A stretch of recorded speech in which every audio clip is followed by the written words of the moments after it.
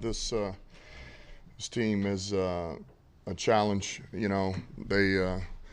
play hard on defense. They're sound. They go after the football.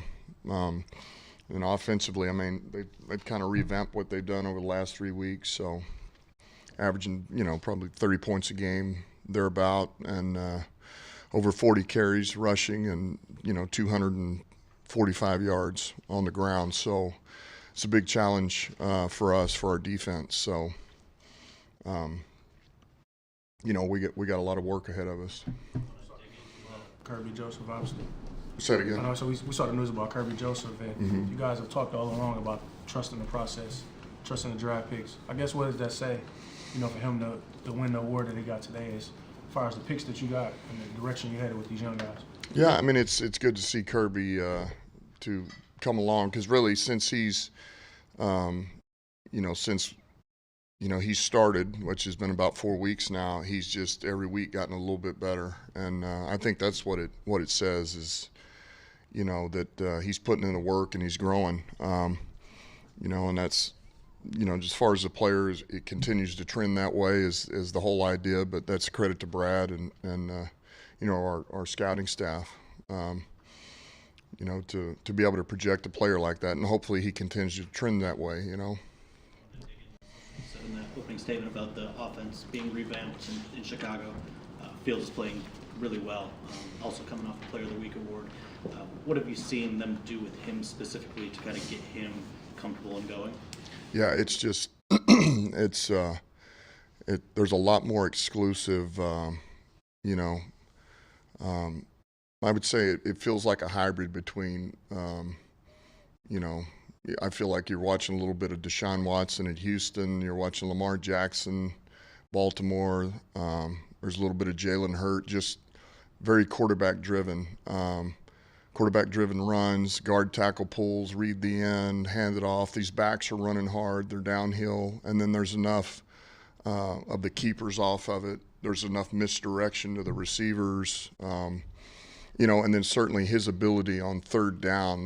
That's where they really got Miami. Was a number of it was a 3rd and 8, 3rd and 10, 3rd and there's an opening in there and he takes it and he's gone. And one of them for 60-something yards. So that's where he's very lethal. But it's very much built around him. And so I think the starting point is obviously 32 and 24, but then it's him, because he's very dangerous. Shep a few times, and he's kind of expressed why he doesn't really like the spy element in a defense. So if you're not willing to use a spy, what is the logical counter to a quarterback that is really quick to use his feet? Well, I think you got to use a little bit of everything. I mean, really, I think there's a place to spy. I think there's a place to pressure. I think there's a place to really play more coverage and keep everything in front of you, and then rally to it. So I think it's all encompassing, and a lot of that will have to do with third down, which will come tomorrow. But I think there's no easy answer to playing this guy, because you see it all over the tape week after week. But it's certainly something that we're preaching, and it's the cast the net, close the net. And man, you talk about you have to be as unselfish as you've ever been as a rusher against this guy on third down, because you give him even a crease, you get pinned in the A gap, he rushes high upfield, your defensive end, and the B gap's open, and now look out. He's got a lot of grass, and he can run. So. Ties into that. Since you mentioned Lamar, I think they had said they watched some Lamar tape during their bye to incorporate some of that stuff. You guys did a pretty good job on Lamar running last year. So what did you do maybe in that game that you got away from when you were playing Hurts or some of the quarterbacks that have had success? Yeah, we focused on our gap responsibilities, man. Worked it all week, made sure we were supposed to be. And, it takes a lot of trust. It takes time, effort, and trust. Each guy's got to believe that the guy next to him is going to do his job. Don't try to do somebody else's job. That'll be vital. And it happens fast. There's a lot of eye candy with it. There's, you're getting the turbo motion, you're getting guard tackle pull, and he's reading the end, then he takes off. And there's times where you give him a handoff read and he still will pull it and outrun the defensive end. I mean, he did it last week to a really good player. He's done it a couple of times. So, he's he's a talented player. Dan, you've made some really hard personnel choices with your coaches. When it's worked out every time, with Anthony and Ben and Audrey, what does it give you any more, I guess, confidence or conviction that you're doing the right thing when you have to make those hard decisions, that you're confident in your decision making when you have to make that? Well, look, it's I would just say I wouldn't have made the move if I didn't believe it was the right thing for us moving forward in its totality. So,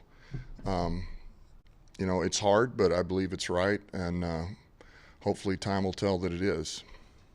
Who do you lean on for, when it comes to these things? Is it yourself in a bubble? Do you reach out to, is it Brad, your wife, your massage therapist? I mean, who do you get involved in that decision making? Who do you bounce things off with? I mean, certainly I talk to my wife, just she's easy to talk things out with, because she'll tell me straight up. I mean, she does not sugarcoat anything, believe me. So,